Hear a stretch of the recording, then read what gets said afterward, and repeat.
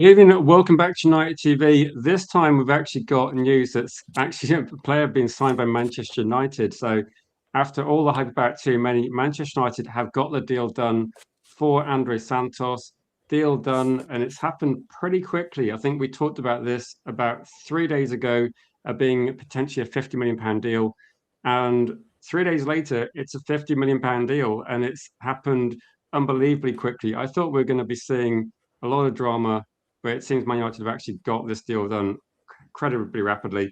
And before we go into the details, just welcome Bilal in the chat, Don in Spain, Jim, Yarley, and I hope everyone's having a good evening. Hope it's nice where you are, nice warm weather. And I'm kind of surprised we're talking about a done deal because I thought we were going to be put through the ringer by Man United for another couple of weeks, but it looks like United have got their guy. It looks like they're looking for a specific profile, very similar to Tchouaméni. Is this a potential backup if we landed Tchouaméni? I don't want to hype that up too much because I have said a lot about that. Today I'm joined by Wiz Abeda, who's I think hopefully optimistic that Man United are getting deals done. But this also for people watching is your opportunity to have your say in the live chat. I've got a poll running that says, is £50 million for Santos a good deal? Yes, no. But this is your opportunity to let me know what you think and express your views.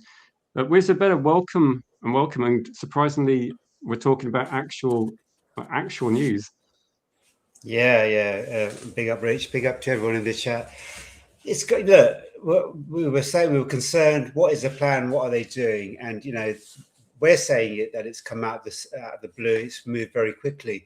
But back in March and April, do you remember when we had those links with Bruno Guimaraes? The reason we had those links was Man United was speaking to his agent, who is the same agent for Andrey Santos. So the discussions were never about Guimaraes. The discussions were entirely about Santos. So this isn't a deal that's just happened overnight. This is a deal that's been in the pipeline for the last 4 months.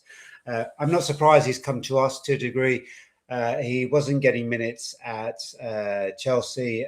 Apparently, he's been physically dominant at Strasbourg, quite prolific for them in Liga.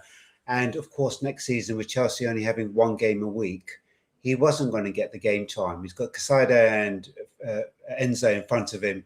There's Lavia too that he would need to battle. So I think the path of first team, and this is what's great about our club. That's a really good point, actually. Like a really good point, because Chelsea, one thing we said about Chelsea is they've got a big squad. And like you said, Man United were happy to make their squad smaller a year ago, let a lot of players go. And just welcome Modern Samurai to the chat as well. Thank you for renewing your membership, Modern Samurai. And he says, great deal, quality young player. And yeah, please like and subscribe if you are new as well. Please also, this is one channel where we want to get as many people's opinions as possible. So please, like let me know what you think about this. And sorry, G, for interrupting you, but no, you're fine. It's all relevant. Yeah, look, and he played his trade. He went to Vasco da Gama. Chelsea signed him for 20 million in January 2023, and then, as we said, went to Strasbourg and had a great loan there. If you look at his percentiles in regards to, if you go to Data MB and look at his percentiles with regards to all midfielders in the current top 7 leagues, his passing consistently achieves the 98th percentile for forward passes. That's just prolific. Defensively and physically, he ranks in the 99th percentile for duels won and in the 94th percentile for tackles won. So anyone tuning in thinking, wow, we've gone to Chelsea again, we've got another player, where are the big names? I would just ask for a bit of caution and just kind of open it up and look at why possibly we've gone for this player, because we need to be successful. And even with his Strasbourg are much better with the ball. So you do a possession adjusted percentile, which means what is he like when he actually gets the ball? Because sometimes if you're not getting the ball, those numbers really dip. And they dip in tackles and interception, duels won. But when you then do it with the possession adjusted, he's in the 96th percentile for tackles. He's in the 92nd. I think with some of the numbers, I was looking at the same as you, because I think 3 days ago, I did say that to people as well. I said this before we started. This was my thumbnail from about 3 days ago. And weirdly, it was the stories that came out 3 days ago I can't take all the credit for that. The journalists got this like 100% accurate in terms of what they were putting out there. I just want to say a massive thank you to Modern Samurai for gifting memberships as well. Really appreciate that. Thank you for the support. And I was going to say exactly what you said. I looked into it. I looked at what he was good at, and it's the first time I've seen a player that's got the sort of very, very similar sort of key stats in terms of like metrics and data, like winning the ball back, winning his aerial duels. He's like too many. I'm not going to say he's the same player because we're looking at like too many's been a world-class player for a long time. But if you look at somebody at Strasbourg and Chelsea, he's pretty much winning like 97% of duels, which is Yeah. phenomenal. And again, now you can have like some elevated stats because you're not playing a lot of minutes, but 97%, there's literally no room for error, is there? So, and I think the passing stats are very good. I did see something as well that someone sent me this earlier tonight, and this is a comparison between Matheus Fernandes and Santos. And again, the numbers, the categories are going to be too small to really see, but you can see the blue section is Santos. The only thing that Fernandes is better at is ball carrying, and maybe to the sort of 7 o'clock position where there's a lot more blue, that's aerial duels. So I think people are going to be. I think people are going to be. If you're disappointed by the signing, I think you're going to be pleasantly surprised. Yeah. And I think if you're looking at that as well, then I think that, to be honest, I would say I'm always like a bit cautious about overhyping players. I was quite happy with Dorgu. I think that there's definitely this isn't the finish of a transfer window either. This is like we're only just started. So do you think there's going to be like how do you feel initially with the better like obviously we're going to be signing more players after this. I'm really excited. So look, 34 million for Edison, 48. I'm not going to count the two. You can if you want. Let's just count it. 84 million is all we've spent so far. We've got in two rotational midfielders, one very experienced who has played at the top level, and another who has gone away and had a successful loan, signed for Chelsea, and has great potential and is doing it at the moment. So these are two rotational players. Get me a Tchouaméni, because we talked about the what he carries in terms of Tchouaméni as a player, but then the drop off isn't that great. It then allows you, when you've just spent that small amount of money for 84 million, because if we look at the attackers, we spent 208 million on three attackers. If 84 million on two midfielders gives us another 120 million pounds to spend on a third midfielder that's going to start, you're able to get a Tchouaméni. So you're able to get Tchouaméni, say, for 105 million and give him another 15 million as a signing on bonus and keep him at 200k. You buy a Fernandes at 85 million, that goes out the window. And also you've got a player on 250k. You've got people like Mainu looking at him thinking, hold on, I'm a starter. You said you're going to build the team around me. This Johnny look come lightly, same age as me, being in two sides that have been relegated, is earning double what I'm earning. And that would have caused so much ruptions in the dressing room. So happy that didn't transpire. This is a great deal. The wages, I suspect, will be low. It means that we have a profitable approach to bringing in players. And then you look at, does it give us the opportunity now to get a haul? And just on the timing of this, Richard, Amazon start filming tomorrow. It's no surprise. No, They've planned this all along. We were talking about this. No World Cup game. So all the news will be swallowed up by this story. It's very literally good. A day ago, somebody said we're going to do something by Thursday or something on Thursday, and I'd said this like yesterday. So someone actually sent a message, I think, before the stream started, left a message on a video saying you did say something was going to happen on Thursday, and I just got this feeling something was going to happen because the Amazon documentary starts. I think most people are generally not too happy with that one. I've got a comment from Helgi to you who said he was getting blinded, but it's just with Isabella's pearly white teeth. But he said he's going to be on this time, sometime this week. Helgi's going to be back, and he said to call him Aragorn. It's going to be Return of the King. Helgi, you need to get on here soon because we need to get your views.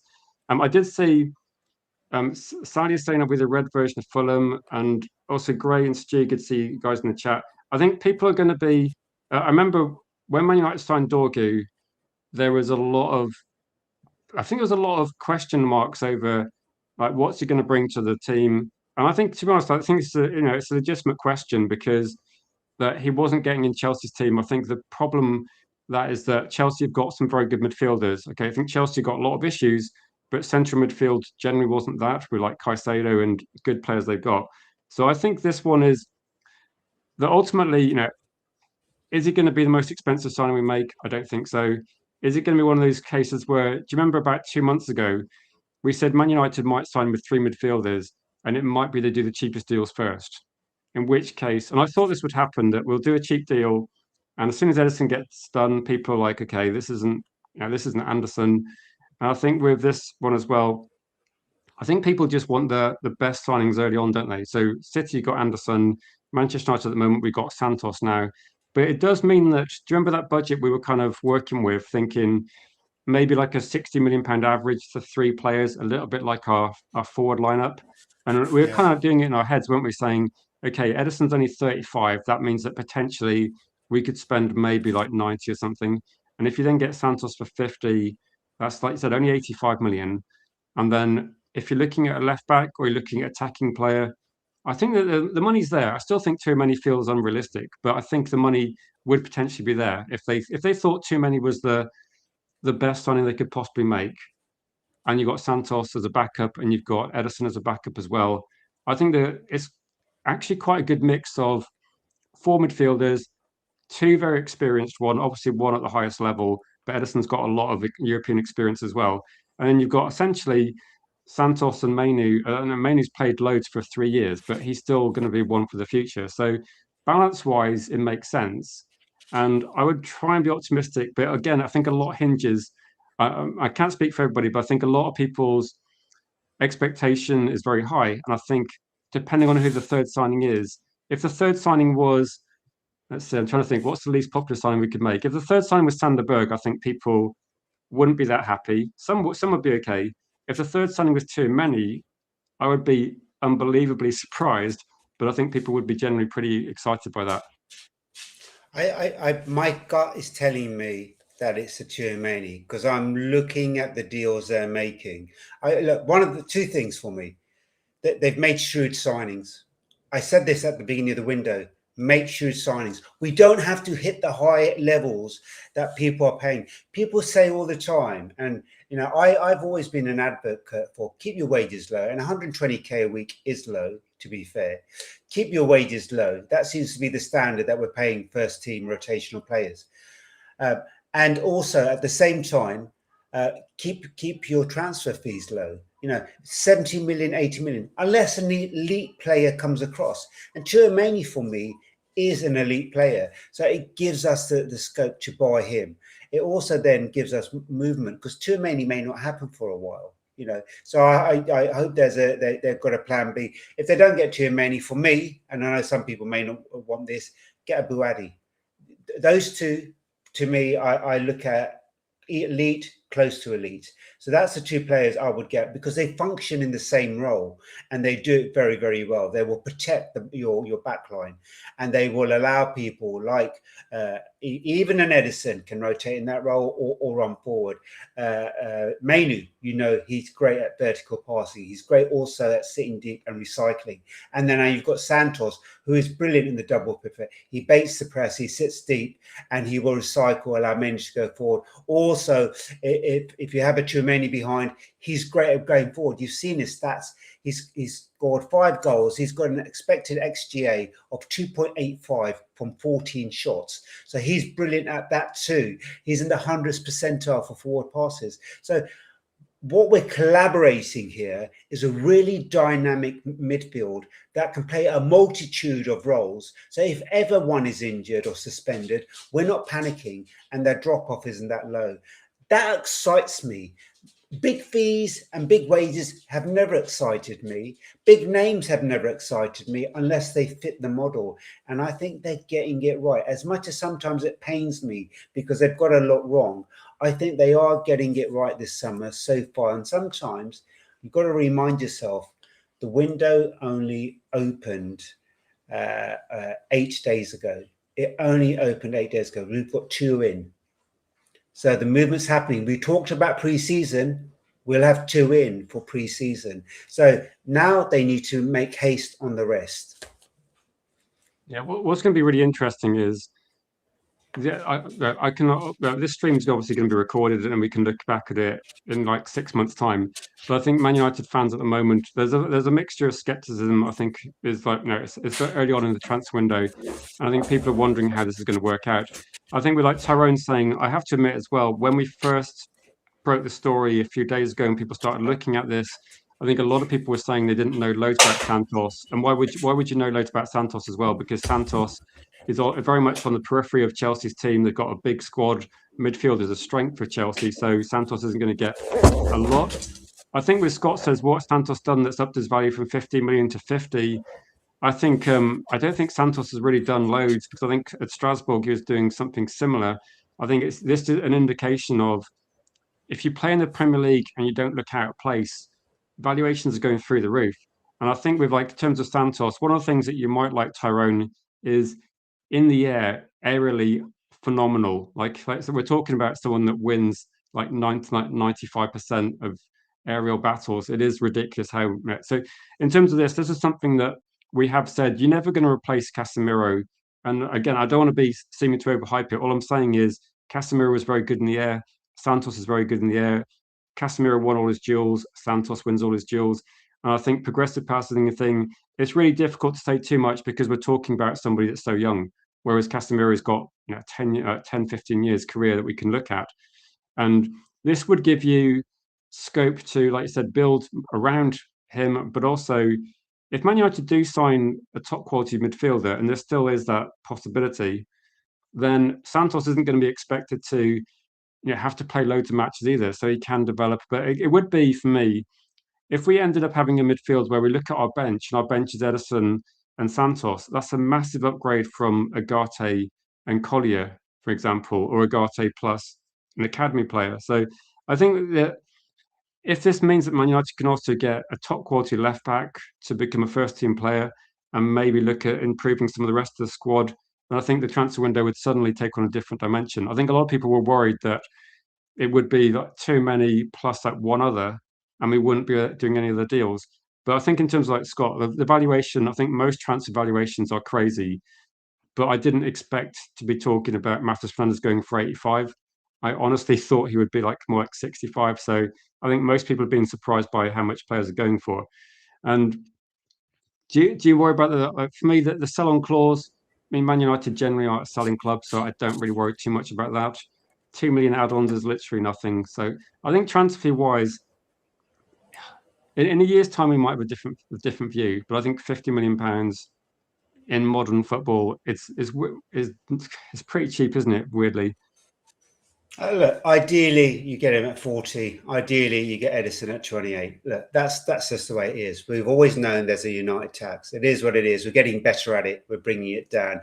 We're now kind of manoeuvring less of that higher tax that we used to pay into sell-on clauses. 10% is nothing. If he then goes for 100 million, he's young enough, we can do that deal. But we don't cry about it, because we've made a 40 million profit. The reason why his value has soared is because at Strasbourg, he had a brilliant breakout season. 10 goals he got in Liga. Anderson only managed 8. So, if we talk about comparing him to the midfielders, this is what he's been good at. And also, he's brilliant on the first phase. He's brilliant at getting the ball and recycling it, half turn, similar to Mainu. And then he's excellent in the second phase. There is so much potential in this. He's 22 years of age. We were crying out for getting midfielders that were young, that could be here for the next 10 years. We've now got another. We've got Mainu at 21, right? We've got Ederson at 27. You get a Tchouaméni at 26. You've got the perfect approach. Two younger players who can learn from two experienced midfielders, right? And then, and the integration happens in 5 or 6 years' time. You then replace, you bring in two more, and that's a good model to have. And we're not just bringing in willy-nilly players, and we're not paying explosive money for them, and we're not having high wages that if they do flop, we can't then sell them on. So it's a great strategy. I think he fits the profile. Most importantly, He fits the profile. It allows Man United to be more dynamic. He's played in a 4-2-3-1. He's under Rosane, he played in a 3-4-1-2. So when we go into a free, he knows how that movement works. When we go into a free in the back in attack, in transition, he knows how that works. So there's not much for him to understand. He's played in the Premier League too. So there are so many attributes to all of this that I understand. Do you think with this we're going to see like pre-season? Because I think pre-season, we were having a conversation on the channel about, I think it might have been this morning or yesterday, where I keep talking about pre-season, thinking it's going to start in about a week's time. And at the moment, the only senior midfielder we've got that's officially on the books is on the bench in the USA at the moment. And I was just thinking we're going to have an academy tour, so maybe we could see like Santos playing a few games. And I know it's only pre-season, but I think it might give people an idea of like how good he is on the ball. I think if we Red Devil Studio, shout out to Red Devil Studio as well, excellent Man United channel, who says we better be going for too many also. I think if we go for too many also, I think so. I'm looking through all the comments. I'm detecting a lot of negativity because, and I think that one of the reasons is because Man United didn't get Anderson, we didn't get Tonali. Too many at the moment is still up in the air, and I don't know. Do you think? I just want to say again another massive thank you to Modern Samurai for gifting memberships. Thank you so much. And I say if you got gifted membership, please thank Modern Samurai. And there are a lot of emojis. They're obviously very Man United biased at the moment. There is a glazes out emoji because there is that dissatisfaction no matter what happens with that. Do you think we're going to be? Do you think people would change their mind if we sign too many on Santos? Like, will it suddenly become not as interesting, or it'll just become okay? It's if you just sign Santos and that's it for midfield, then I think people would be okay, right, what's going on here? But if he's like a backup player, it still seems like a lot of money, doesn't it? I think it's fair. I think it's fair value. To be fair, I think considering where the market is at the moment, I think it's fair value. There are players that I can read the comments. Sangari, Kone, Stiller. If you actually go onto Data MB and look at them side by side, Santos actually does very, very well against them. And it depends what kind of player you want in that role. What does he facilitate? He can facilitate a 6. He's a hybrid 6-8. You get an anchor in Tchouaméni. So that's how that works for me. For that amount of money, I mean, I would have been happy if we'd got a Sangari. I think I would have been happy if we got a Kone. I'm happy we got a Santos. To me, they fit the same ilk. But what it then allows us to do is to bring in someone else. It really does allow us to bring someone else. I'm not worried. I'm really not worried about this signing. I'm happy about it. When I looked at some of the players we were linked with, I was really concerned. And I was thinking, where is the kind of, we talked about Bivel, we talked about scouting outside of the box. Well, suddenly you've got a player outside of the box. Man United have been in conversations with Santos. It's not an emergency copium panic signing like people are saying. I thought was about. Do you remember I said this? I said this a few times. They've been in talks with them since March, so yeah. Yeah, I was saying this a few times, and I said, I remember when Man United did the Dorgu deal, and maybe like 6 months before that. And I said, I'd quite like to see Man United sign players that maybe we're not expecting. And maybe instead of going for a big name, look at someone that might work as a team. And again, I say, we're not going to know about this until next season.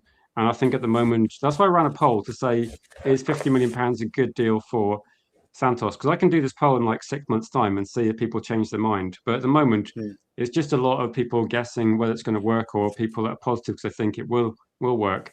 But I think in terms of these players still available, for me, Bouardi would be excellent. You can see him in the World Cup, and I think he's doing exactly what he does in the French League, in the Champions League, where he wins the ball back. We're going to see, I think Morocco have got France next, haven't they? And we're going to see Bouardi where he looks like a technically good player as well. He does, like when he's in pressure and people trying to tackle him, he finds a way to offload to teammates as well. He's got a good brain, and considering he's 18, he plays like someone that's been playing for much longer. I'm not so familiar with Angela Stiller, I'll say that, but Alex Scott, it will be quite pricey. Kone, I think of those players, I'm kind of a bit biased towards Bouardi because I've been watching him for a while. and he kind of has that dynamic. It reminds me a little bit of Anderson, where it's like he's everywhere, and if he hasn't got the ball, he's trying to win the ball back. And you know how Anderson looks really good when England lose possession, and he kind of like goes back in, tries to win possession. He'd be great. He's going to be a really effective player for Man City, unfortunately. But I think Bawardi could be like Anderson of the future sort of thing. But I'm not sure Man United are going to now spend £80 million on someone like Bawardi. Now they've got Santos there. I think they're going to be looking for someone that is a bit older. Possibly, it's kind of like, you kind of you have to look at what's in the markets. And would I spend the 80 million on a Bawardi over some of the options that you've just mentioned? I really would. I would. I think Scott's okay. I don't look at him and think, wow, you're going to be prolific. And were you prolific at 18? I look at Bawardi and he is exactly that already. So I think whoever gets Bawardi gets an elite player in the making. He's almost there anyway. A wise head, great character, knuckles down, just the mentality that you want. And I'm not saying Scott and that aren't, but I think the talent is just a bit better. So for me, pound for pound, he's a better thing. Tonali's who you go for. Look, if we'd got a Kone or a Sangari or a Kamara, we still would have wanted a big signing. We still would have expected a bigger signing. So this is no different. So I still have my expectation to have a bigger signing. Would I be disappointed if in the end we got a Scots? I kind of then question it, because then I look at someone who's 22 and think, well, is his value on the pitch, does that compensate for his, him not being 24, 25? So that's where I kind of don't fully go down that road. Wharton, I'm not sure what price they'll be asking for. There is rumours. Scott is rumoured at 85. Wharton is rumoured at 100. That's a lot, isn't it? I think the only thing I can think of is, can you see Man United having, the fact that Alex Scott is not signing a new contract at Bournemouth is interesting. I'm sure Bournemouth are offering him a very nice pay rise, and they want to slip a nice release clause in to get him done in January or something. I think Bournemouth want to choose the price. He follows City on his Insta, Alex Scott. So is he a City fan? Who knows? It's kind of. I mean, that's just by and by. It makes no absolute difference. But it's what you've got to look at is value in prices. And Andy's got a good question, actually. Just to go with value, I think at the moment, if you wanted to get Bawardi, apparently it's 100 million euros. If you want him straight away, it's 80 million euros if you're prepared to loan him back to his club for a year, which I think is obviously not going to be very popular. Angela Stiller is a bit up in the air because they're going to buy back his release clause, and maybe we're looking at 50 to 60 million. What were the other players we mentioned that are going to be? So just on Bawardi. So look, they want 100 million. If we get him straight out, let's say we get him for 90 million euros, which is about 75 million pounds, right? So I think that's possible. Wharton, we reckon, is going to hit the 100 million mark. Liverpool interest there. I think that pushes it up. I think Palace are looking for a big price. He's had a couple of good seasons now. Scott, we've talked about 85 million. There's also talks about negotiating a new contract. How much of that is leverage? And then Tchouaméni, I don't think he goes for less than 105 million, because they rated Enzo. I know they've pulled back from it recently, but they rated him 120 million euros, which is just over 105 million pounds. If France win the World Cup, that's different, but I think that's going to be a bit difficult for France, considering, here's a quick tangent, the France-Morocco game have 5, count it in your hands, 5 Argentinian officials. Let's see how clean that match is refereed. All 5 of them.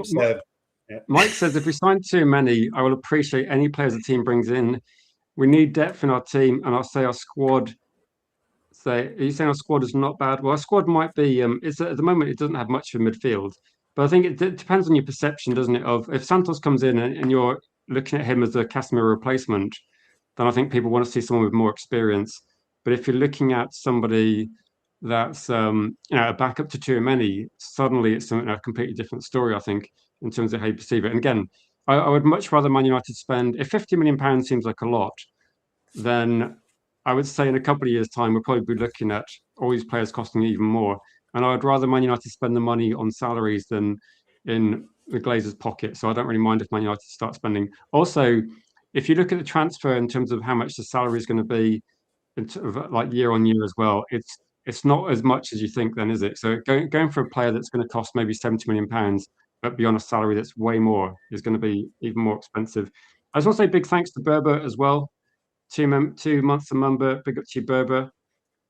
And I did say this, so what I was going to say before is that I said I hope Man United surprised me. And when we got this deal, I have to admit, a couple of hours ago when I saw it, I was genuinely surprised. Because when we see so many stories, you know how you see so many Man United stories, it's almost like I just assume it's wrong. And we see Man United linked to blah, blah, blah. I just think, right, that's not going to happen. And when it was like, here we go, I was like, wow, okay. Because I looked into Santos and thought it makes sense because, like we said, I looked at the metrics. Somebody messaged me a few hours ago and said the things they liked about Santos was under 18s captain of Brazil, under 23 captain of Brazil, and some of the traits that represents is dependability, maturity at that age as well, but also someone that isn't going to, you know how we have the bomb squad. We're looking at someone that takes his game seriously, and I think that's another factor as well that you could put in as someone that is going to have leadership qualities as well, which I think is something that we definitely need. And the thing is that how does he play alongside Kobe, right? So do you remember with Casemiro? We saw that in the last 10 or so games where Kobe was covering, literally covering the defense or sitting in the defense while Casemiro was allowed to stride forward, and then they would rotate and Casemiro would sit deep and Mainu would do the same. That's the relationship that's perfect for these two. Alongside Edison, they're great. They've both got good engines and they can both circulate the ball. So there is, he fits. This is the thing. It's kind of like sometimes every person in this chat has their preferred midfielder. So you're never going to please everyone. Everyone would have liked, because they look at this player, they've spent time looking at that player and they think that's the right fit. So you're never going to please everyone. And the only thing all of these players can do is come to Man United and perform. And you have to have some faith that the people bringing these players in know that and understand that, because we talk about millions like it's pounds. This is millions of money, Do you think it's quite difficult as well? Because when you look at a player that's, say, 22 years old, which is, I think it's the same age as Toby Collier, when you start going younger and younger, then there is less to go on, isn't there? When we talk about too many, we can just look back on years and years of like top quality performances for Real Madrid. But when you start going younger, of course, this is going to be like, I think this is the difficulty, that if you go younger, you then go, right, a season at Strasbourg, goes to Chelsea. Of course, Chelsea got so many players. Breaking through into that team is going to be difficult. And it's going to make it, like, I think most of people looking at the comments, I think the biggest issue people have is this too much money? And I think the problem is, like Kate's saying, but Buwardi's going to be £80 million as like a minimum, I think. Is that 85 million, 100 million euros? He's 18 years old. And he's one of these players that when the kind of like ceiling for those players has gone up, and when Anderson moved for 115, I just thought, okay, right, now we've got Fernandez, who's 21, going for 85. I think suddenly, whatever you think is a realistic transfer, you've got to add 25%. And then that's probably where we are, because it feels a bit like suddenly someone's added like a zero somewhere and all these transfers are crazy. Because we had this conversation months ago thinking, will Anderson be 100? Will he potentially be cheaper? Will Matheus Fernandes go for 60? This didn't happen, did it? So I think you have to look at it and say the crazy deals we saw at the end of the transfer window last year are just carrying on. So it's not going to get cheaper. So I think with United, either you develop world-class players in your academy, or you go for players that are younger that are going to be slightly cheaper. Or at some point, if you do want someone that is mid-20s that's going to walk into your team, he's going to cost a fortune. Like you're looking at 100 million. I think too many would be something like that. And also on this deal, Chelsea are in the mire. They need money. Blueco have so much pressure. They need to bring revenue in. They also need to bring in players for the new manager. And also, if you're selling to a direct top four competitor, you're going to increase that price. It's really simple, and that's the way football works. So I think it's good value. I'm excited. I'm happy we've got this over the line. I've been calling for kind of getting players in before pre-season, so there's proactive. Just because sometimes we don't hear anything, we think nothing's going on. But as we stated, this has been in the pipeline for 4 months. He's now available, of course, to come over and have his medical. Edison too is available to have his medical. So it sets it all up, for us to kind of move forward. It now, hopefully, if Tchouaméni is our main target, and that's one we have to sit and wait for while Real Madrid decide which way they're going to pivot with their team. I know, it gives at us the moment, the opportunity it feels a to bit go like, for fullbacks. so sorry for interrupting. It feels like Mourinho wants to keep him, but other people at the club maybe want to sell him. So there may be disagreement at the club internally. I would say with this one, Mr. B, I might do a call-in show, and I'd said like a day ago that I'd get a Chelsea. If something happened with Santos, I'd get a Chelsea fan on. But it happened so quickly. I literally had like an hour to set the stream up, so I haven't been able to message any of the Chelsea content creators I know. But maybe in the future, like fairly soon, I can maybe try and get one or two Chelsea content creators on the channel. So just if you've got comments and questions, because I'm hoping that I know a lot of people are going to have a different view, but we did see other clubs sell players because they kind of have to sell players. I'm hoping I did see something this morning with a couple of Chelsea fans not particularly keen on this player being sold because they see him as one that's good for the future, but I think they've got a decent profit as well. Yeah, and do you remember that Spurs game when he came on and he got that goal against them? He's an exciting player. We all kind of looked at him and thought, I know I did. I thought, well, he's a really good player. And we've got him, and he had a great season last season, 27 games in the Premier League, 13 starts, 14 on as a sub. He scored a goal. He played 6 times in the Champions League, got 3 starts and 3 as a sub. He's played in domestic cups, 43 appearances, so it's kind of like he's well-rounded. He knows how to play in competitive Premier League and Champions League football. We were saying we need players for the Champions League with a bit of experience. Here's another who's only going to get better. Yeah, no, I'll go for a few of the comments. Niche fan says, all we did today is strengthen Chelsea. Well, we're giving Chelsea some money, but we gave them Garnacho. So I think overall it's I think with this one, like Niche, that all I can say is that it's difficult to have a conversation at this point in time, but in maybe after a few games, we can have a sensible conversation about how he's doing. But I think until he puts on a Man United shirt and I see him play at Old Trafford, it's a bit like, do you remember we signed Cunha? And I'd watched Cunha for ages. He played against Man United at a high level. And I thought, okay, he's an exciting signing. I'm looking forward to him. I think with Santos, obviously I've seen him less. I think he's not as prominent in the Chelsea team. But again, that's what's going to happen when you sign younger players.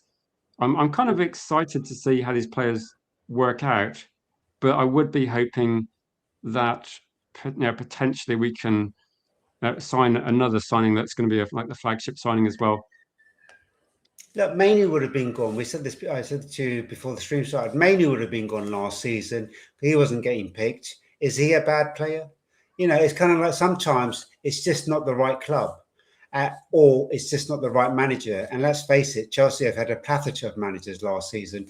So with them playing only 1 game a week, he wasn't going to get any game time either. So I think it's a good move for him. It's a good move for us. But I understand the interpretation from players. It's a bit of an unknown. It's a bit of a left field. It's not the big name signing that we all know or we were all linked with heavily. So it's caught people. And people are questioning, and rightfully so, because I've been questioning Ineos, whether they've got it right. My gut, and from what I've learned about this player, is that it is a very shrewd signing. And as long as we get a Tchouaméni or someone of a higher ilk, then I think our midfield is sorted for a decade. Do you know what I think is the concern?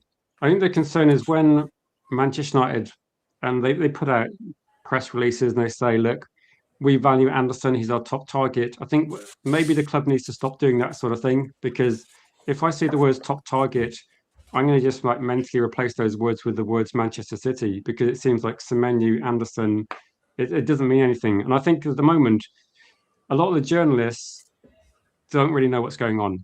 A lot of the in the know accounts they don't know what's going on. And I might have to look back a few days ago and try and work out what sources I used for the story we're talking about tonight, because they were spot on when they said £50 million. So there are some journalists that are getting things right, but there's so much noise around transfers at the moment. Modern Samurai says this is something we haven't talked about as well. He says, I've got faith in Carrick, he said, and his ability to motivate this squad. And this is something that it's probably going to be difficult to do it at the moment. But at some point, when the transfer window is all done and dusted, then we can have a look at the squad and say, have we done enough to back Michael Carrick? Because I remember only a few hours ago, I was at 1 p.m. today, I was talking about Michael Carrick, and I said, he's going to be under massive pressure no matter what the window is. If Man United do a poor window, fans are going to be expecting the same as last season. And if Man United do spend quite big, I think Michael Carrick's going to be under pressure to match what we did last season, because Man United have to be trying to kick on every single season. And I was going to say, at the moment, we can't really say this, but I'm hoping that Man United do back him in a way where we can go, actually, that's good. Like, some quality in the first team, some depth on the bench. Because I think at the moment, the current squad, even like, put Santos in there and Ederson, the current squad still needs a lot doing to it. Yeah, exactly. And that's. Can I just ask you a quick question as well before you respond? I saw a couple of comments. I can't remember who, it might be United Side Die, who said that, and someone else said that they think too many is not going to happen because Santos is a similar profile and he would have been signed as a cheaper option, I think is the thinking here. Do you think there's a case for that? I mean, obviously we're going to have to wait and see who the third signing is before we know for sure. And too many might not even be available, in which case no one's going to get him. Look, I think it's clever. If they are going for a Tchouaméni and we don't get him, then at least you've got a player of a similar ilk. If we do get Tchouaméni, then when Tchouaméni isn't playing or gets subbed, the drop-off isn't that great. The drop-off, it's a very similar role. So either way, it's a win-win. You can't sit and wait for a Tchouaméni to happen and put all your transfer policy on that one signing, because come the end of August and you haven't signed anyone, then where do you look? So what you do is you make sure you get in. You can't get in a 25, 26-year-old who's going to be as prolific as Tchouaméni, because then you're not touching Tchouaméni. But you get someone of a similar ilk who has the potential to get to that same place. And that's how proper strategy for me works. You get an Ederson, Mainu will learn a lot from him. You get a Tchouaméni, Santos will learn a lot from him. That's how you collaborate. So I don't think it means that we don't get a Tchouaméni. I think if anything, considering the prices we're paying for those two midfielders that we've signed, it gives bigger avenue for us to sign Tchouaméni. There's 120 million pounds there for us to spend if we're looking at the 200 million mark, even more so if we're looking at last year's 208 million midfielders. It also means, Rich, that if we get him for 105 million or so, we can give him a 200 base wage for 5 years and then give him a 15 million signing on fee, which keeps him at 200k, keeps the dressing room at bay, and he makes up that 75 million a week, 75k a week every single week through the 15 million. So that's, and that's shrewd business. That's how you keep a proper cap on your salary. It works with how the rest of the dressing room see him. And it also allows you to buy that big signing. I said this before, we were only going to have 2 elite starters, or 2 starters and 2 rotational. Santos and Ederson are great rotational players. And if it doesn't work out with the Tchouaméni, then I would straight away pivot to a Boadi. For me, I would pivot to a Boadi. I really would. I think others will say Wharton. Others will say, some may even say Sangari. Some will say Scott. Some may say Belieber. There are other options still out there. There's still a 2. And that's where we're fortunate. There are still loads of midfielders. I always go for Boadi, because I think Boadi does things that I like to do in a midfielder, similar to I'm not saying he's necessarily the same player as Anderson. I can compare them at some point, but I think in terms of like what Boadi does, he just looks like somebody that's determined to win back possession, determined to drive the team forward. He's just someone that plays on the front foot. And I think in terms of how Man United might look to play, moving the ball forward quickly, attacking with speed. I think someone like Bawardi or Anderson are going to be, also the counter press. When you see those players, when we lose possession, they're instantly trying to get that back as well. So I think that City signed a very good player, unfortunately. I think Man United need to try and do likewise as well. There's a few people that are thinking Michael Carrick will be under a lot of pressure, but I've seen already a bit early, guys. But Niche says sacked by Christmas, sacked by. Oh I my hope, honestly, hope we're gosh. not having these conversations next season. Pre-season hasn't even started, and what happens at this club? Pre-season hasn't even started, and we're talking about our manager getting sacked. Yeah, I think with this as well, that we still got Edison, we have Kobe Mainu, we got Santos now. I think we'll sign another football player as well. We still got the good players at our team from last season. We still got a good goalkeeper. We still got three good attacking players. So I think in terms of midfield, then maybe it's going to be a case of as long as you've got the right players in the right positions, and as long as you've got players that are technically able to do what we need them to do. And I think in terms of like what people are going to be probably happy with is that Santos is a ball winning machine. Like, you don't get 97% dual percentage without Yeah, being incredibly good at that. And the yeah, forward passing is spot on as well. I think that maybe the transfer fee, but I think just transfer fees have just gone that way, unfortunately. And Boomy, welcome to chat. Boomy says Camavinga had a bad season at Madrid. I think Camavinga's been linked with an exit, but I'm imagining that the price for Camavinga is quite a lot lower. And I get the feeling there might be some politics involved. If too many leaves, it's not because he's not a good football player. There will definitely be some politics involved. And I think there may be, how they kind of brushed over the Valverde incident. I think behind the scenes, maybe if he did leave, that there would be something in that. I think, but I think in terms of like what you see in the media, they're not going to say anything. They're not going to do anything to try and devalue too many if they're happy with him to go. yeah. And I think the other thing is with Moses Caicedo, in terms of goal threat, this guy is better. In terms of progressive passing, he is better. In chance creation and ball retention, he is better than Moses Caicedo. So I think people have this concern and fear, but unfortunately, when you look at the evidence, some of it is unfounded. The thing is, how do you sell a Caicedo? If people may say, well, why aren't they selling Caicedo if he's so much better? They paid over 100 million for Caicedo. Who is going to pay that much money for him for them to recruit that back now? And he's on a contract for about 8 or 9 years. That's where they're locked. Whereas with Santos, they can, and they need the money. And what they did was they put a threshold of 50 million, and United gave them the 48 plus 2. So they met it, and the deal is done. We talk about, and we also hear us saying, why aren't Man United doing these deals quickly? Well, here we are. Yeah. So I watched. I wasn't overly impressed by Brazil in the World Cup either, and I think apart from maybe Vinicius looked quite good, but Edison. Yeah, to be honest, I think I saw games where Casemiro looked pretty poor in the World Cup, though he got given man of the match somehow in one match when he scored a header. I think the World Cup is probably not the best place to judge players on a few games. I think some players will actually look very good against weak opposition, but I don't know. I think of Edison, let's see what he Mainly does in can't, a Man United shirt. It's too early to say. mainly can't even get a second in that England team. And England, bar the last game, have been woeful in midfield, and he won't bring him on. Brazil, Carlo Ancelotti has been utilising his midfielders so deep that it doesn't make any sense. And then Edison comes on the end. Look, like you say, you can't judge these players on international football. The systems are different anyway. And just because a player hasn't been brilliant here doesn't mean he's not a better fit here.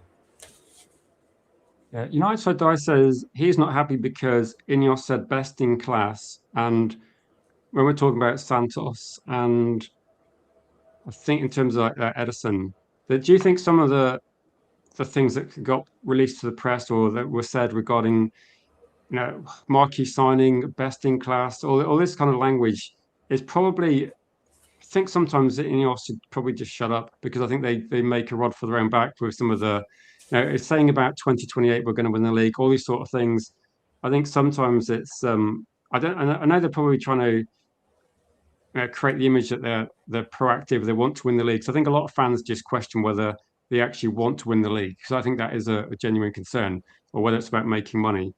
But I think sometimes that if you say you're going to sign a marquee signing, I mean, I remember the Real Madrid Galacticos, and as soon as Real Madrid bought a proper team and they got Modric, Toni Kroos, Ronaldo, and didn't go down the Galactico route, although I'd argue that Ronaldo, Bale are in a way Galacticos, they got a lot more success. I'd always say build a team first, then get Galactico signings, because I think that's Yeah. what Man United have got to be trying to do. And you get a Tchouaméni not because he's a marquee signing. You get him because he's the best in his position.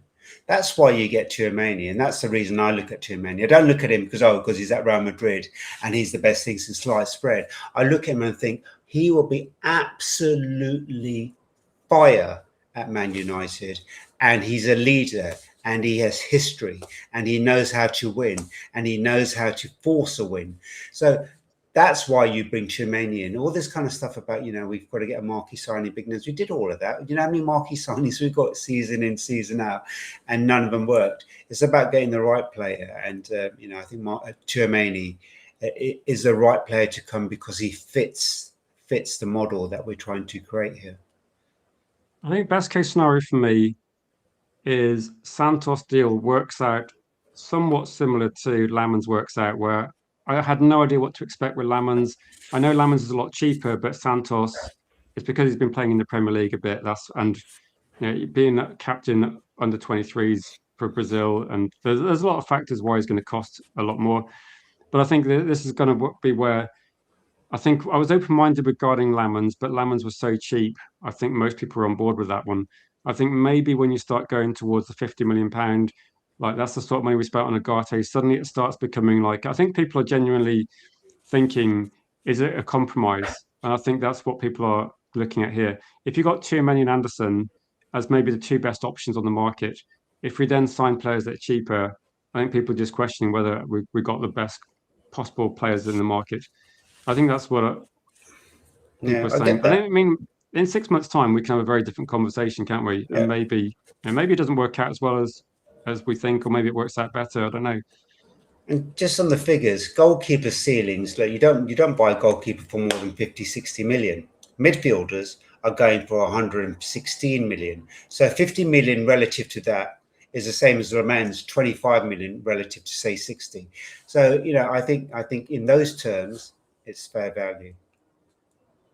Yeah, James says it's a shame we're not in for Bruno Guimaraes, and it looks like Arsenal are going to get him. It looks like he wants to leave Newcastle, and I would say it's After he missed that yeah, penalty. £60 million, isn't it?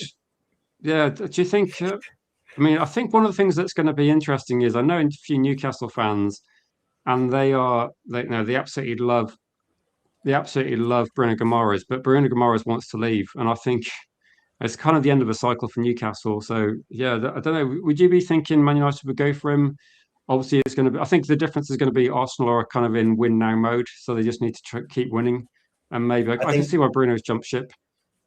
I think we'd get fleeced by Newcastle. Newcastle would be asking over 100 million for Guimaraes, and I think again there's better value in the market. It's 29, so you've got to run the club also as a business. What do you get with that player? You get maybe 3 to 4 years out of him with no resale value. It doesn't make sense to be breaking your record at your club for such a player. With the Tchouaméni, there are options. But you get 5 or 6 years out of him. So that's the way I look at it, without having too much worry. So Guimaraes not for me. I think Newcastle would make it incredibly hard to get him at a decent value. I think also if we're going in for Hall, if we're going in for one player at Newcastle, I want us to get Hall. I've always wanted Hall. Never been a fan of Tonali, too much noise. Wasn't a fan of Fernandes, too much money and wages. He went where the money took him. So for me, yeah, Guimaraes is no, only because I want Hall and his age. I would say with this one as well, the amount of money going into Newcastle is quite unbelievable, isn't it? Like £70 million for Gordon, 100 for Tonali, and Bruno Guimaraes is 60.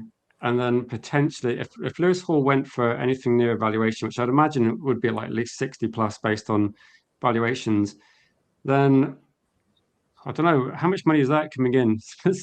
It's just ridiculous, isn't it? I don't know what Newcastle are going to do, but that's I can't remember another club selling that much value of quality of players for a long time.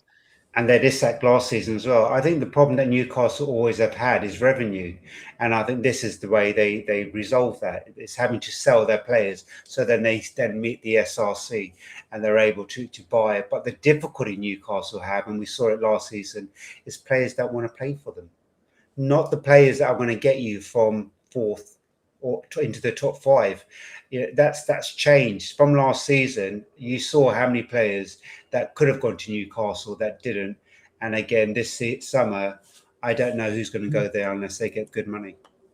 I think they're going to have to pay a lot of money. So I think for Newcastle, it's going to be really difficult to attract players. I think people went there a few years ago after the takeover thinking everything was going to be, transformed. They're going to throw money at everything.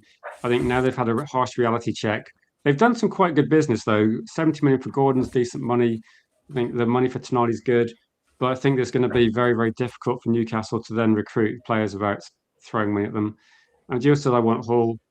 Eddie Howe, yeah, I think Eddie Howe is going to be under massive pressure. I think at the moment, if Newcastle try and buy players, they're going to be Man United taxed to the hilt as well, aren't they? Because everybody's going to know Newcastle are effectively got several hundred million burning a hole in their pocket, but they've got no first team players anymore. So I'm not sure if they'll get relegated, but to be honest, they're going to have to get a lot of players in. I don't think Wissa and Alanga are going to be, they've got nowhere near enough. Like Walter made, I think, but from what they had a year ago, no way at all. It's an interesting dynamic, Rich, because nobody wants Man United players. That's our problem. We can't sell our players. We can't even give them away half the time. So hopefully that's starting to change because of the quality of player we're bringing in. With Newcastle, they can't retain their players. They can't retain their best players. Isak, Tonali, Gamares, all gone. Gordon, all of those players made Newcastle a much better side. How do you replace that? That's their issue. Kate said he thinks Tonali for 100 million was a good deal. And again, I think this one is one of those deals where if you ask 10 people, you get 10 different responses with this one. I think everybody knew the price for Tonali was going to be 100. The Bruno Guimaraes price, I believe, is about 60 million pounds. It might be representative of him is slightly older, isn't he? He's a couple of years older. And he has missed a few more matches, possibly. I think that, Tonali, 100 million. If Man United had signed Tonali, I'd have said the same thing. Let's see how he gets on, because I know there was definitely a mix of people that loved Tonali, but also a lot of people that didn't really rate him. And I don't know, see what Spurs do. It's honestly, it's really difficult to predict. I mean, based on this window, do you think Spurs are going to be doing better than Manchester United? They got Tonali, they got Fernandes. Effectively, they've got Man United's transfer list from like a month ago. So, how do you see it panning out with the better? Based on expectation. The caveat for them is one game a week next season, so he's got time to bed in players, bed in his system, much like we did, but we had Amorim. So it's not always a blessing. Sometimes it's a curse. But with Carrick, we turned it around. He's a far better manager than Amorim, so I think they may do better. But the caveat for me is this. The other caveat is this. I think Tonali brings noise in that dressing room. He's not a player who gambled in Italy and then got his head down when he came to Newcastle. He gambled at Newcastle. He's also listed on the Milan controversy. He also, on the day he signed, said he would hope to sign for Milan again in the future. So that tells me a lot. There's a lot of noise about him, and I don't think he settles the dressing room. I think he causes ructions. And I think the second man who causes ructions, you bring in a 21-year-old who's been in at two clubs, both relegated, and you give him 250k a week. The other people will be knocking on their door saying, where's our pay rise? So I don't think those signings were astute. They wanted to get them in quick. They paid over the odds. I think they'll pay the price. I think next season, I still see them as a mid-table club, ninth at a push. I think the one game a week helps them, but I think there's going to be a lot of trouble at Spurs. I think tonight, I think the Spurs signings improved the team. I think the manager they got now is the best manager they had last season. They did have they messed up with a couple of managers, but I don't see Spurs suddenly transform to a top four team. I think they're going to be close to Europa League, which, to be honest, at the moment could be like sixth, seventh, eighth, couldn't it? It become somewhere around there. So I Yeah. think they're going to be above mid-table, but they're going to benefit from that one game a week. In terms of this one, G Wolf says, looking at the budget, Man United generally spend about 200 million. Given that we've got two players now for 85, and I suppose you could look at the Rasmus money came in. How much was that in the end? Was it 44 million euros? 44, yeah. So if we look at that money coming in, then what's the expectation for the rest of the window? If we did go for a too many, it's going to be about, I think it's going to be about 100, isn't it? I can't really see it being. Let's just say it's 105. Let's just say Edison wasn't 34, it was 35. Add that on, that's 140. With this deal, that's 190 million on midfielders. And then we add, look, we have 280 million headroom at the moment. We have 100 million coming in from Champions League. We have the money coming in from Amazon, and we have the money coming in from Hoyland.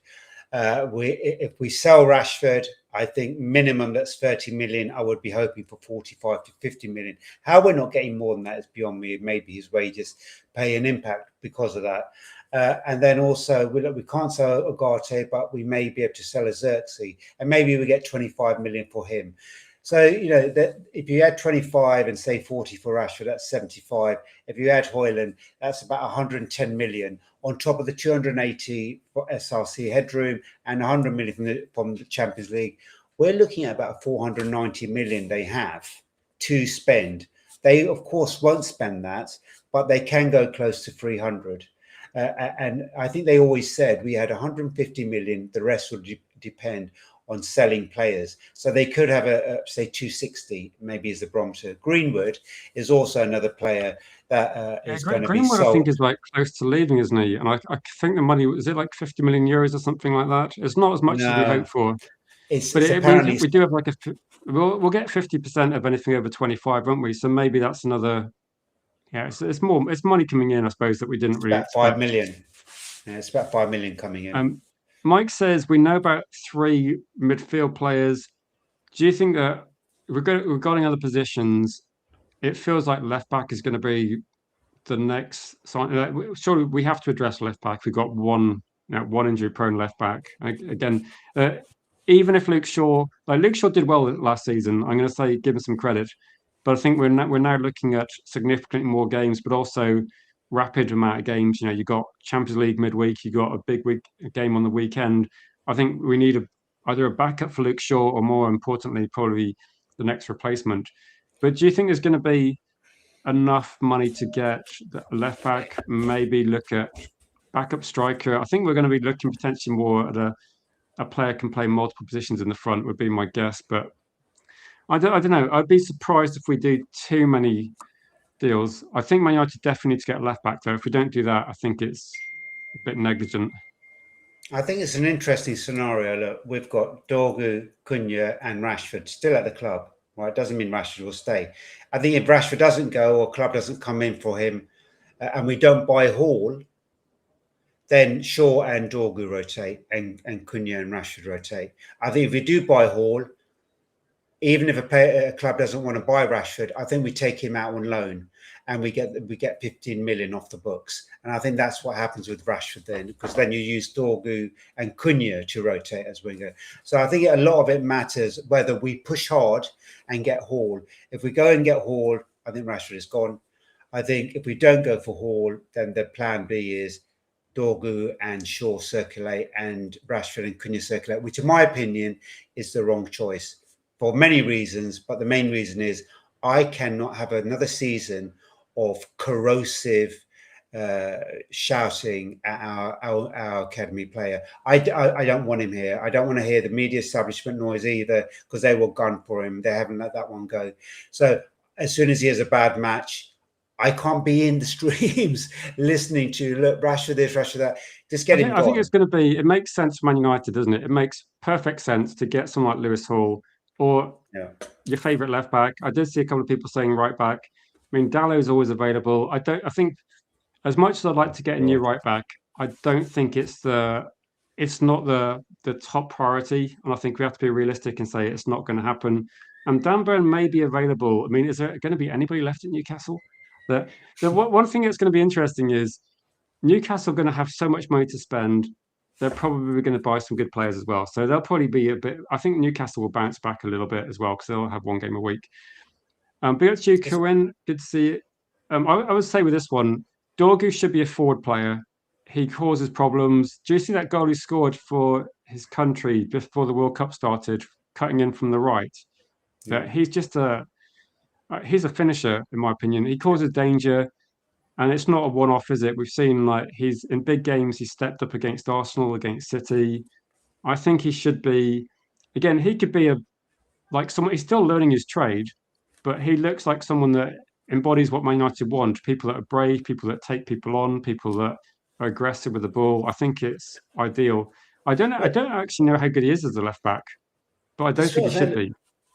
But there's no reason why he couldn't do that as a left back, because sometimes you want your left backs to go and attack. Some of the best left backs in the world do what Dorgu does. And what you do is you go into three at the back, and that's when a Mazraoui works. And you have one of your fullbacks attacking, and Cunha and him could interject. That would be prolific too. Maybe he could be like a Dennis Irwin, someone that is a good going forward, got a good shot, good cross, but also technically. Yeah. I wouldn't be mad at it, but I think, whatever they do, they need to harness his forward play. Because we're kind of losing track of how many people we've seen play left back that we don't think should play left back. And I think Dorgu could play left back, but I would hate to see Man United thinking Mazraoui could do a job there, or I don't want to see people like Mazraoui's. Potentially, he might leave anyway. There was like some speculation he might just want to leave football. But I think Man United at the moment, the right back situation, if you've got Mazraoui, Dalot, that's going to be fine. Andy says, sorry. Yeah, I was going to say, do you think Lewis Hall actually goes? Because surely Newcastle cancel everybody. Why not? Well, they said something in the mid-season. Anybody who does not want to be here can go. So if Hall turns around and says he wants to sign from United, he doesn't see his future here, well, then United bites. And I think that's what United might be waiting for. Otherwise, they won't waste their time. The other option, and it's a shame he's 28, because I think he just falls out of that bracket, is Anthony Robinson. There's another possibility there that could be cover. And Livramento is another one, but I don't think, Newcastle. You can keep going on and on and on with the plethora. I was going to say, when people compare, I know people make comparisons about different players and I was thinking with someone like, if you're looking at someone that's going to be like, say, Dorgu on the left, or if you're looking at left back that's going to be good defensively, but also it's the engine, isn't it? And I was just thinking, for me, one of the gold standards is someone like Cafu, who is literally just up and down all game, phenomenal engine. And I think maybe Man United are looking at this as well. And so there seems to be definitely a coincidence that some of the players we're signing. We looked at Matheus Fernandes. He's got a great engine. I think Alex Scott is decent. Say Dorgu definitely as well. And I think we're looking for players that, obviously they've got to be technically good as well. And like a Marcelo. I mean, Marcelo would be perfect, but I mean, you don't get many Marcelos. See, the fact that we have Marcelo and Cafu as the options, there isn't many. But I think in terms of Dorgu, there's not many players that maybe could play left back, but are that good going forward. I know people will say he's not the finished product, but maybe he could be in the future though, because you've got Cunha there. I think could be like a mentor, and maybe that's what we need. And I think with Luke Shaw would be quite a good backup if we had Lewis Hall. And I think this would be the difference where our bench would actually be potentially first team players for the first time in ages. That's what I'm hoping. Yeah, and look, they are saying, there are murmurings, aren't there, that they're going to give Shaw a 2-year extension at a lower wage because he's in his final year now, isn't he? So it appears to me that what they're going to try and do is keep the experienced English players at the club, because it also means that we meet the quota. It doesn't cost them too much, and we get them at a reduced wage, and they are available. although Maguire did have quite a few games missed last season through injury, but more often than not available, and then bring in the younger players, and you've got a security blanket. You meet many targets that way, because that's going to be a thing from next season, meeting the English quota too. Yeah, and I've always said this as well. When people say, get rid of Dalot or get rid of Luke Shaw, I'm quite happy for those players to be relegated to the bench. But I think you always need to have like some backup. If Luke Shaw and Dalot are the backups, suddenly it's very different, isn't it? Because you'd be expecting them to come in and they'd be playing maybe some of the lesser games, but also you wouldn't be relying on them week in, week out. And I think, like Solly says in the chat, find cover, experience. And I think he's, certainly if you gave Luke Shaw like 50% of the amount of games he's playing last season, he would be good, because he wouldn't be expected to maintain the level. And I think sometimes with Luke Shaw, you could see that he played every single game, didn't he? Which is almost unheard of. Are you good for like a few final questions? Yeah. So if people got any questions that you want to put in, I would say Debasa says Vivella scouted Santos properly, trust him. Then so for people that have also doubted him, I guess the good thing about YouTube is one of the things actually that I was gutted about Red Devil United, apart from everything else, was we did this stream on Dorgu, and we did it about 9 months before Dorgu signed, and we talked about him, and we were saying about he's good attacking wise, and we did the stream on Aiden Heaven when we signed him, and I think people want the best possible signing. I do agree with that as well, but I think you just have to probably. Well, I can't say much more than give you like some data and stats, because he's not played for Man United. So I think as soon as like Tabasa says he thinks he's been scouted properly, I think we have to hope that everything does go well. But maybe we're going to be doing streams every day anyway for the next year, so people can come in the chat, and maybe once we've actually seen a bit more of these players, we can have a proper conversation. Because at the moment, it's going to be, some people say it's a great signing, some people say it's terrible, but we're just going to go around in circles, aren't we? Because we haven't seen him play for Man United.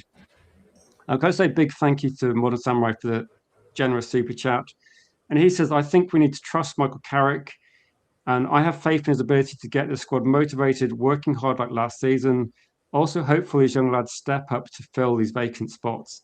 Maybe this is going to be one as well that maybe Santos is incredibly motivated, and maybe what we saw at Chelsea is just the beginning. Like, we really don't know. I remember watching Cristiano Ronaldo in his first couple of seasons, and there were glimpses, but there was nowhere near the level we saw a couple of years later. Like, he suddenly really stepped up. So I don't know.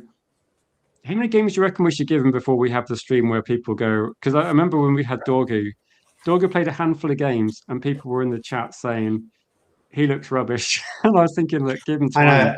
And you and I were both saying, look, he's just signed. He's come to a new league. It's a new manager, new country. He's a young lad. You've got to give him time. What Santos kind of benefits from is he knows the country, he knows the league. So his transition will be much smoother. We have a good manager who understands how midfield players work. So if you're looking for a manager who's going to bring the best out of you, you can't do any better than Carrick. And he's coming into a settled team. That's the other thing. There isn't much noise. We'll have Amazon buzzing around, but that'll be the noise. But other than that, he's coming into a settled team. I was going to say, do you remember when the day Aiden Heaven signed, I did a stream and I did a bit of research on Aiden Heaven, and what people were saying behind the scenes were, forget the fact he's in the academy, he's way ahead of Chido. He's expected to be breaking into the first team quite soon. And the reason he wants to leave Arsenal is because there's no pathway to the first team. Like, he wants to play football. And there was literally, Arsenal got one of the best defenses in the league, probably the best last season. And Aiden Heaven just saw that. And it's a bit like PK at Man United. Like, he wanted to play football. We got lucky that, just at the right time, we got a quality centre back for 1.5 million. And it was a perfect deal. Like, it's the most cost-effective deal I think Man United have done since Eric Cantona. And this is kind of like why people can be surprised. I think with Santos, if he was 20 million, I think it'd be overwhelming positive in the chat. I think it is just the price. I think that's the reason. But he could change perceptions. People might have a very different view after like 10, 15 games. Yeah, exactly. And I think it's always unfair to start judging players as soon as they walk in the door. It's kind of like, come on, But if you turn up to your new role, do you hit the ground running? Do you know everything about that? No, you find your feet and you get better, and then you excel. And it's got to be the same for these players.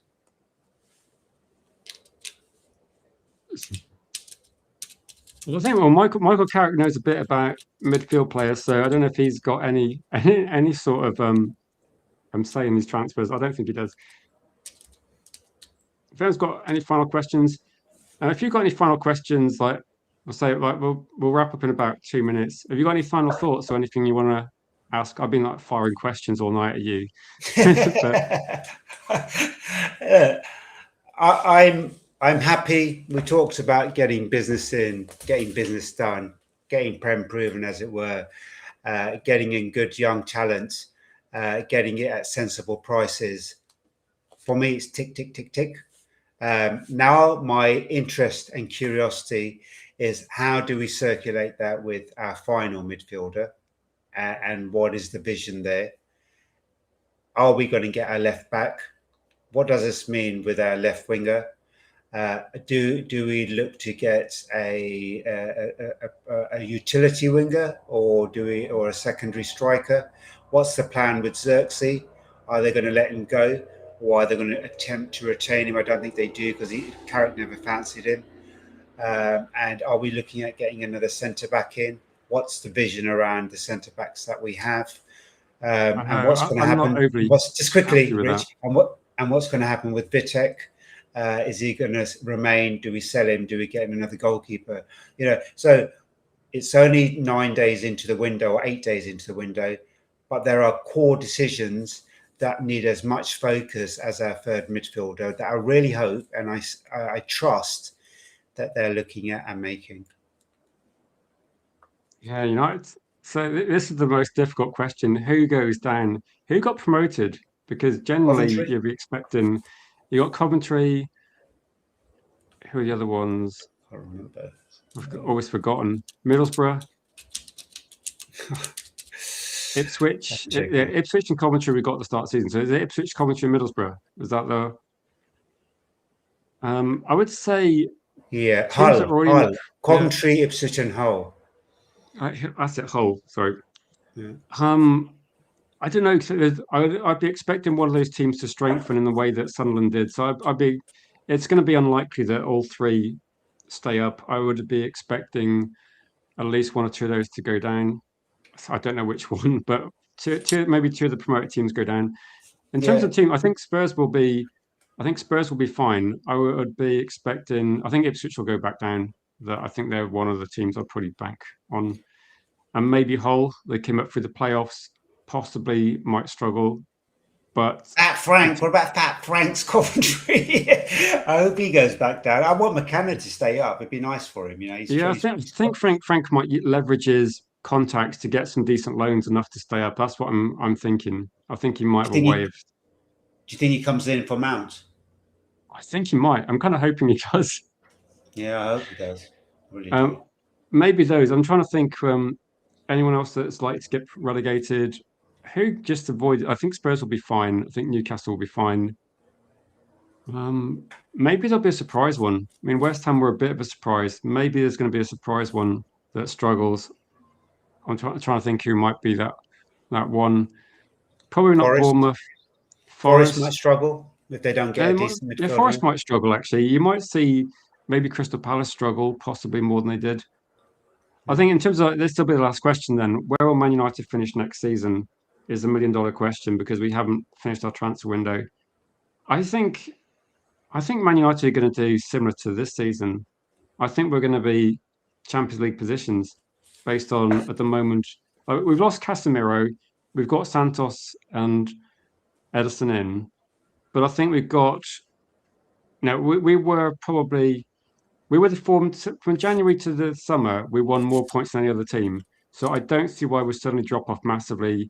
Like Casemiro wasn't the only reason we did that. I think a lot of it's to do with good performances from Lamans coming in, Cunha is integrated now. You've got Sesko integrated more. You've got Umbramo. So I think Man United should be looking for top four. I think the Champions League thing, it's going to make it more difficult, but I've got faith we'll do that. Next season there are 10 managers playing their first full season in the Premier League. So it means that if we get our signings right, we have a good enough chance as anyone to have a better season than we did this season. All the top clubs, bar Arsenal, have got different managers. Liverpool, Chelsea, Spurs, United playing their first full season under Carrick, Man City with Maresca. There's so much change everywhere, and then you've got the three coming up again. It seems to be set up like Arsenal. I think Arsenal will be the team to beat. I think Arsenal will be potentially the favourites because they've got the same players. Maybe the Bruno Guimaraes, they might add another couple of players as well. They're going to have the confidence they can get over the line. They don't have a new manager issue. I think they're going to be difficult as well. I think Mickey. I think it's just going to be. Apparently, let me just go quickly before we wrap up and just say, okay, that's kind of there for people that want to see how he compares, but you can rewind that. This was just Fabrizio saying that the medical is going to happen in the next 24 hours, 48 hours. So it's going to be a done deal very, very quickly. I think Edison, now Brazil have been knocked out of the World Cup, that gets done. And so it will be a done deal.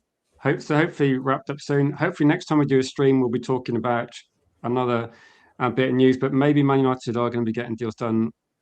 There's still a long way to go, isn't there? I think at the moment, this is the first week of July. Second week of July. There's going to be a lot more noise as well. I was going to say, don't sleep on Pierre Sarge at Crystal Palace. He finished second in Liga last season. Don't be surprised if Sangari ends up going to Palace and is the Wharton replacement. I think big things for him. Surprised that Glasner went to Forest. That doesn't make any sense to me. Marco Rose, first season at Bournemouth. Gary O'Neill is stepping into Ipswich. Areola, Fulham. Arborella, Fulham, even Areola for Liverpool, Alonso at Chelsea, Maresca at City, and Carrick and De Zerbi starting their first full seasons. So there is so much, and these are big teams we're talking about, and teams that have given us trouble. So I'm really excited about next season. We're getting players through the door. I'm going to remain optimistic until I'm given a reason not to. I'm sitting there with curiosity, but I'm like you. I think maybe fourth or third we could hit. I want us to get to the quarterfinals of the Champions League. I think we need to start making that our home again, as we did back in the 90s and noughties. And that's what I'm looking forward to. That's the United I want to be seeing year in, year out. Yeah. No, thank you, Isabel. Thank you for joining at short notice because, like I said, I was having tea. I checked my phone and this kind of brought it up. And I thought, right, let's do it because we spend so much time talking about speculation. So this is just like some breaking news. Big up to everybody in the chat as well. Thank you, all the moderators, the channel members as well. Massive thank you to Modern Samurai. Thank you for the super chats, gifted membership. And so everyone in the league is going to stay the same. No, everyone's going to improve. Teams improve, but I would say at the moment, Newcastle won't be improving. And again, I'll just say this. My prediction at the moment is going to be, I think Man United will be the same as last season. And we can debate this. So, and the start of last season, I said Man United will get Europa League. But when the transfer window's finished, do I actually have tea? I actually had coffee, but I think tea is just basically what I call the afternoon meal, like 5 o'clock, 6 o'clock. It could be a Welsh thing. It's a regional issue. But I'll end on this. Hot take: Man United win the league. Oh, this is what we will do though. Is myself, Weed is a better, maybe G Wolf, maybe other people as well. We'll do a stream when the window finishes, and what we'll do is we'll try and get a tier list of all the teams, and we'll do like a season prediction. But until the window's closed, it's going to be pretty much guesswork, isn't it? Even for elite guests that I get on, it's still guesswork. We're still just guessing, aren't we? But no, thank you, Weed is a better. Thanks everyone in the comments, and are we live tomorrow 1 p.m. with hopefully something interesting? We'll see what happens. Lots of love, everyone. Yeah, tea's a meal in the UK. Just believe me, it is where I grew up anyway. Yeah, we Thank say you, team. guys. We'll see you tomorrow.